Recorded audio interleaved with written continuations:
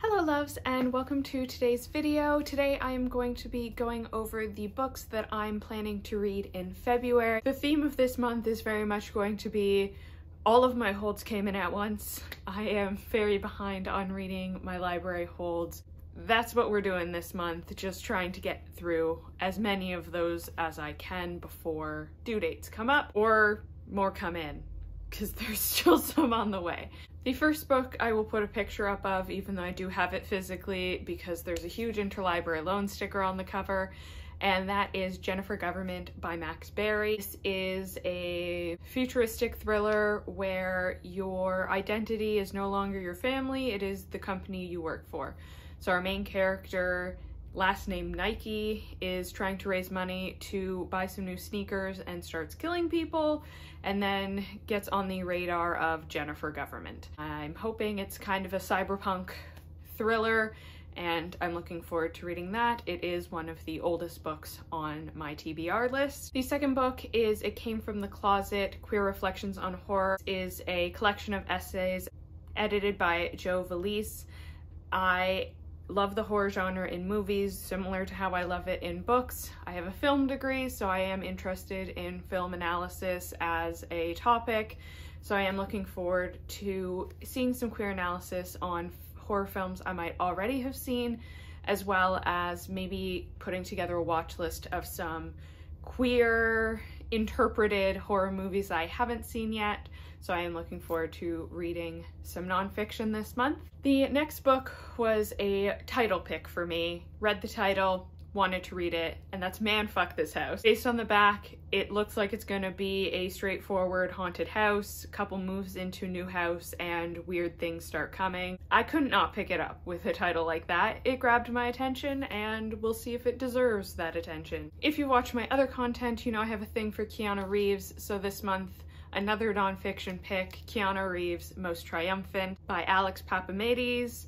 This is a biography of Keanu Reeves. I have seen 75% of his filmography now, so I am a little thirsty for Keanu content I have not consumed yet.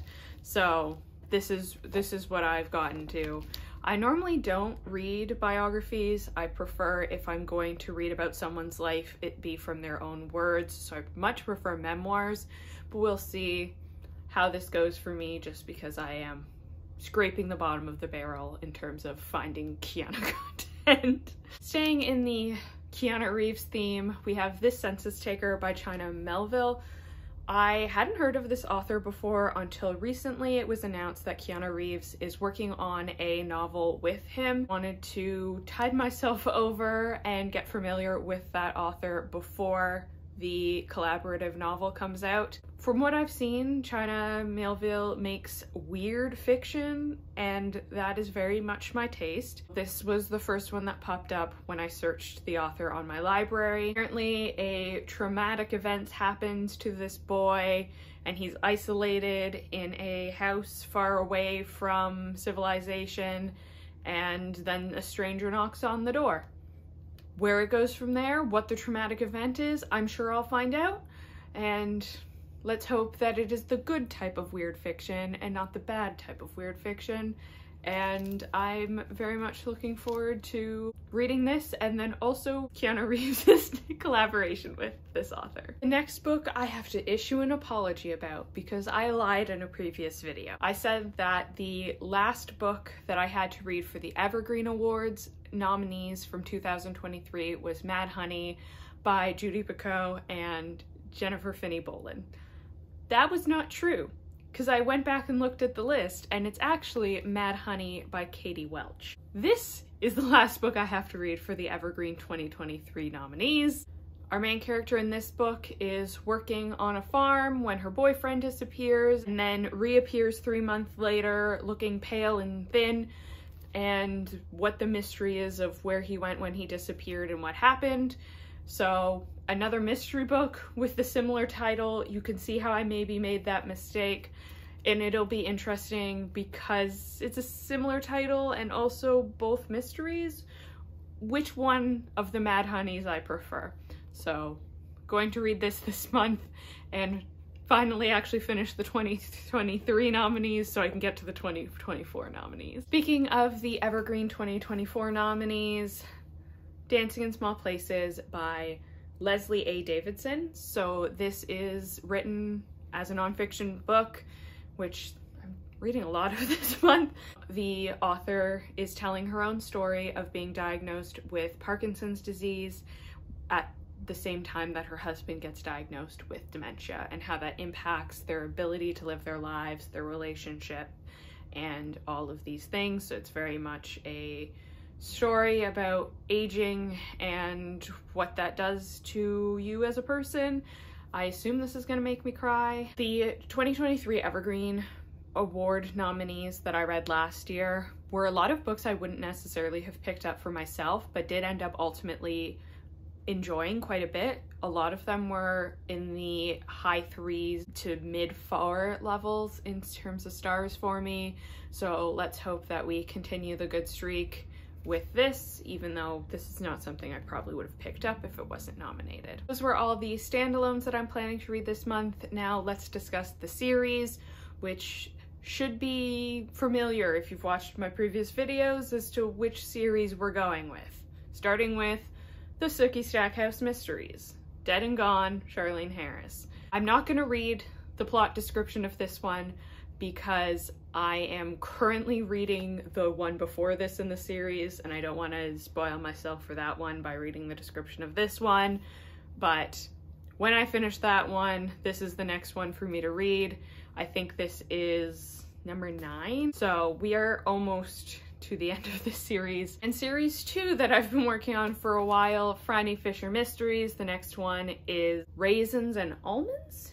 Interesting. Got a little trail mix going on. There's apparently a murder in a bookshop of a young Jewish girl, and she has to navigate the Jewish community to solve the murder. These ones are decent mysteries and usually a good palate cleanser because they're pretty short. So interesting to see where this one goes. And the third series, Discworld. We are on to Moving Pictures, which honestly I am tentatively excited for because the Discworld series hasn't gripped me yet.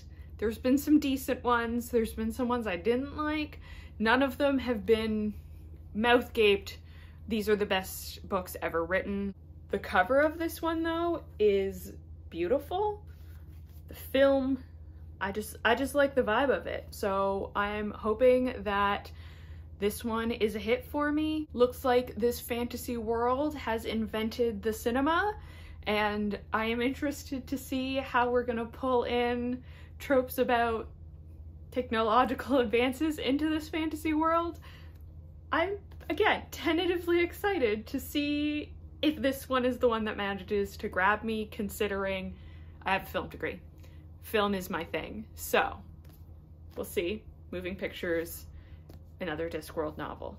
And a new series that I want to start because it is a duology and I want to get them off my unread shelf so I can buy more books, and that is the first Jacques McCohen novel by Yahtzee Croshaw. This one is Will Save the Galaxy for Food.